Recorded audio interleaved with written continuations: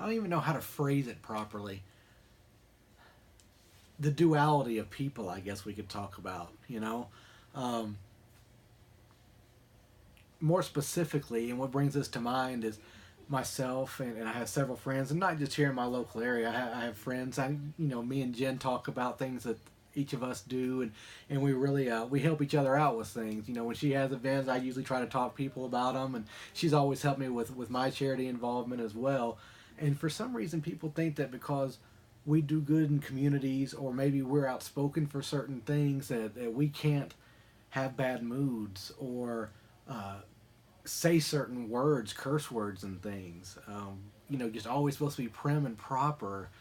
And I don't understand that at all. Like, you can be a good person without being just vanilla, I guess we'll say, just boring and quiet and following every rule to a T. I it's weird. I don't understand why when I hear it, and it's not just me and my friends, but I've seen it with others. You hear about people doing good in communities, but then suddenly they're called on TMZ or something, and they've said a few words and nothing in particular. They were frustrated in the moment, and suddenly everyone's like, "Oh my gosh, oh my god!" Like, that negates every good thing that someone has done. And I don't think a lot of people understand as well that there are dualities to people, and more than just dualities. There's so many sides to people, so many facets of our very natures, that it's hard to just pin down to one thing, and say that's who we are, because it changes minute by minute, hour by hour, because of events, sometimes just because of things we're eating. We become different people at times. So it's kind of ridiculous to me to look at anyone and just see them such one dimensional, or see them in such a one dimensional manner. At the same time, I think about people who have these perceptions of always looking good and doing, like, let's look at it, And I'm not trying to really compare and contrast per se, but these people that hide their identities so well, in community. I'm getting excited, so I get ahead of myself. But people will hide so well in a community for years and years and years, and then suddenly people find they got bodies, buried somewhere, or they've kidnapped some women for like 3 or 4 years, or maybe even longer. Like, these are real things that happen in life, and there's people that would look at them and go, "Oh no, they always seem like a nice, proper, calm, quiet."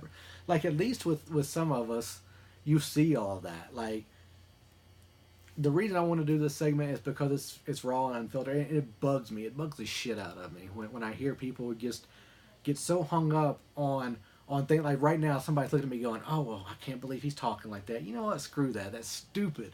I have bad days. I have great days. I have things that make me angry. I have things that make me happy. I have things that make me sad.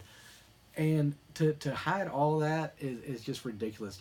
If you want to come on Facebook and pretend everything's honky dory, that's great. If you want to come on Facebook and just share post after post after post, that's great. Me, I like to give a glimpse into my life. I do this for me, and I like that everyone digs it and looks at it. But at the end of the day, uh, I'll continue being real. Here's a real glimpse into me. I am terrified of Alzheimer's. I am greatly terrified. I have no reason to be, but I've seen what it does to people, and it terrifies the living shit out of me. So that's why a big part of what I do online is why I do what I do online. I want to record my history. I've tried. People like, oh, because people know things that I've been through and have lived some of the stories with me. Like, dude, you should write a book. It's hard for me to do those things. I don't know if it's a mental block. I don't know if it's fine motor skills. I don't know what it is, but I have a hard time writing in duration. I can write little articles and stuff all day long, but it's hard for me to write those things out. So to be able to go online and produce this content as a form of therapy, as a medium, just to get things out there, as a no kidding, almost an autobiography. That's why it's so important for me to not, when I say produce content, not overproduce content. By producing content, it's like I'm doing now. I'm sitting in front of a camera and just talking. Nothing's written. There's no amazing lighting. I'm doing it on my cell phone on a tripod. It's the most bootleg studio you ever seen in your life. But it's important for me to document these things, and not even so much if Alzheimer is a real thing. 'Cause that obviously that's a fear that I've got. That's probably there's no real reason for it, but like most fears, it's something we think about and we consider. So I want to be kind of proactive with that. And even if that never comes to fruition, because I know we can will stuff into fruition depending who we talk to. But even if even if that never happens, there are so many variables that could come into play where I would like to have some documentation properly, because I feel like in this day and age, not as many people write journals, not as many people even print out photos. So this is what we've got. So I ask you, I guess, and I didn't think it was going to go this way. That's why I do like doing this segment. I'm kind of talking through my own things. I ask you, how are you documenting your life?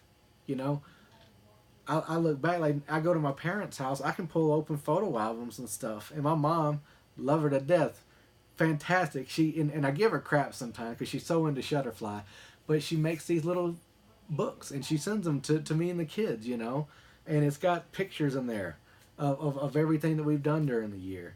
And I think that's important. And it's something that's kind of become a lost art. We're not printing pictures out. We're not writing in journals and stuff anymore. We're texting, we're emailing, and that's fantastic. But we're not documenting things as well. We get to tell our stories. That's the really cool thing about our lives. And for a lot of you, if something, God forbid, were to happen, I get online and try to find out about you. I don't see much. I see a couple profile pictures. I see a bunch of shared news stories that, or an opinion in a moment. We got to do better documenting ourselves. And that's why I get so frustrated with Facebook sometimes. It's very important for me, I believe, and others in my interaction on Facebook is to produce original content. Be you.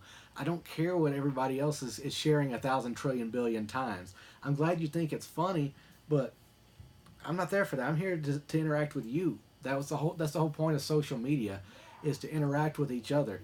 It's become just a giant share button, and I really really hate that. But it goes back to the duality of things. I understand that I say we can tell our stories, but others do tell their own stories as well. They will look at us, they'll judge us, which kind of gets back to the original point when people will look at us and say certain things. But screw that. Those loud voices are very very loud, but they're also very very few. So I think it's important for us, when we hear those really really loud voices, those annoying voices, we stop them and we go, no, we're not going to let you change the narrative to what you want it to be. This is my viewpoint. Now, if others want to have their viewpoints, opinions vary. I totally get that. What I see right now, you standing next to me, you could see something completely different. I'm not saying right, wrong, or indifferent, but it's my story to tell, and ultimately not yours. Just like your story is your story to tell and not mine. I just get to listen. So I rambled all over the place there, didn't I? But that's me. So thank you for listening. Like, subscribe, follow, and that's Monday Night Ron.